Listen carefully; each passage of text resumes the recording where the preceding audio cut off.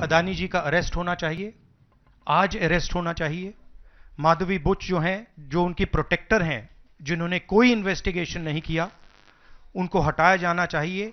जहां भी ये हुआ है, चाहे ऑपोजिशन की सरकार हो, चाहे बीजेपी की सरकार हो, इन्वेस्टिगेशन होना चाहिए, पनिशमेंट होनी चाहिए। जो किंग पिन है, जो सेंटर है, उसको जेल में जाना चाहिए, अरेस्ट होना चाहिए और उसका इन्वेस्टिगेशन होना चाहिए, इंटरोगेशन होना चाहिए। अदानी पावर, मोदी पावर, पता नहीं कौन सा चल रहा है, बट दोनों एक हैं। अमेरिका में इंडाइटमेंट हुआ है अदानी जी को। 2000 करोड़ रुपए का स्कैम है। हिंदुस्तान में उन्होंने क्राइम किया है, अमेरिका में क्राइम किया है। ये अमेरिका के इन्वेस्टिगेशन ने कहा है, मगर हिंदुस्तान में अदानी जी के खिलाफ कुछ नहीं हो रहा। और ये हम मांग बहुत दिनों से कर रहे हैं।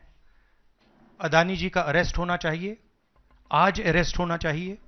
माधवी बुच जो हैं, जो उनकी प्रोटेक्टर हैं, जिन्होंने कोई इन्वेस्टिगेशन नहीं किया, उनको हटाया जाना चाहिए, उन पर इन्वेस्टिगेशन होना चाहिए। आपके सवाल हो तो पूछिए।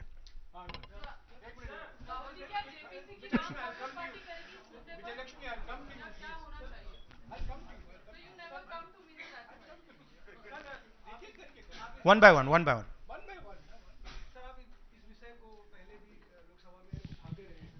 मंडे से संसद का शीतकालीन सत्र आरंभ हो रहा है।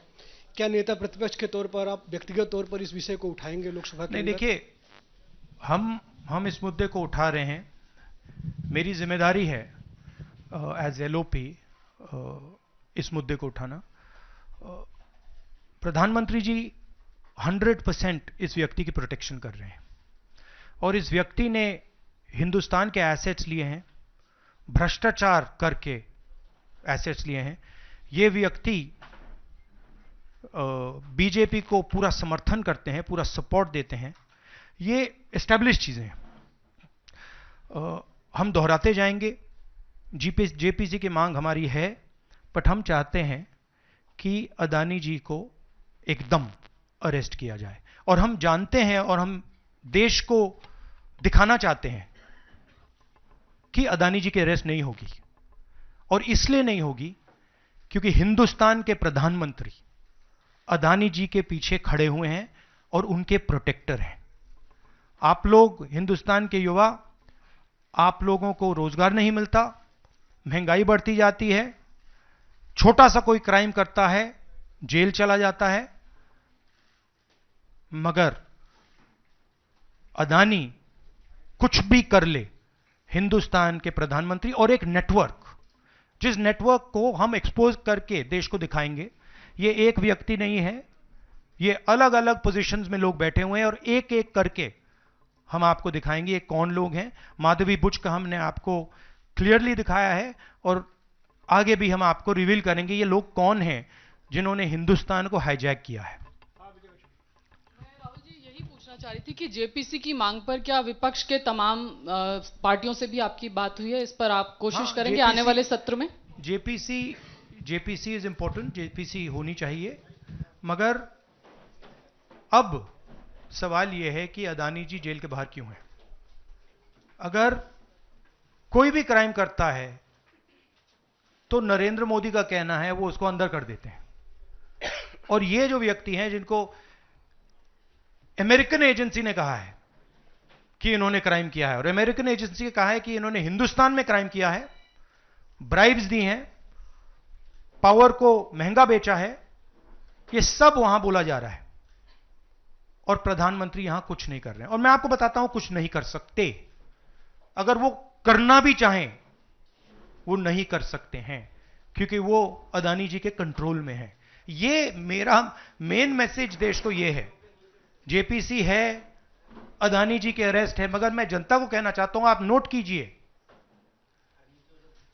स्कैम किया है 2000 करोड़ रुपए का, मगर मैं आपको गारंटी देके कह रहा हूं यह व्यक्ति ना अरेस्ट होगा, ना इस पे इन्वेस्टिगेशन होगा, क्योंकि प्रधानमंत्री इसके साथ जुड़े हुए हैं। मौसमी राहुल जी, आपने कहा कि प्रधानमंत्री की एक तरीके से साठगांठ है और लगातार आपका जो स्टैंड है वो विंडिकेट कहीं ना कहीं हुआ। क्या आपको लगता है, क्योंकि आप कह रहे हैं कि इनको अरेस्ट होना चाहिए भारत में भी, जो राज्य सरकारें हैं और जो रिपोर्ट आई है, जो फैसला है, उसमें भी कई राज्य सरकारों की संलिप्ति है जिन्होंने ब्राइब ली है, तो क्या जो राज्य सरकारें हैं, चाहे वो कर्नाटक सरकार हो, तेलंगाना ने एमओयू साइन किया 2024 इकोनॉमिक फोरम में, क्या प्रोएक्टिव कदम लेके आप अपनी सरकारों को संदेश देंगे बिल्कुल कि बिल्कुल बिल्कुल तो अदानी किया जी जाए? का अरेस्ट होना चाहिए और जो भी इस मामले में इन्वॉल्व है उस पर कार्रवाई होनी चाहिए, चाहे वो कहीं का भी हो, कोई भी हो। हाँ सिद्धार्थ, आपने स्टेट्स के नाम लिए, राजस्थान भी इसमें इन्वॉल्व है।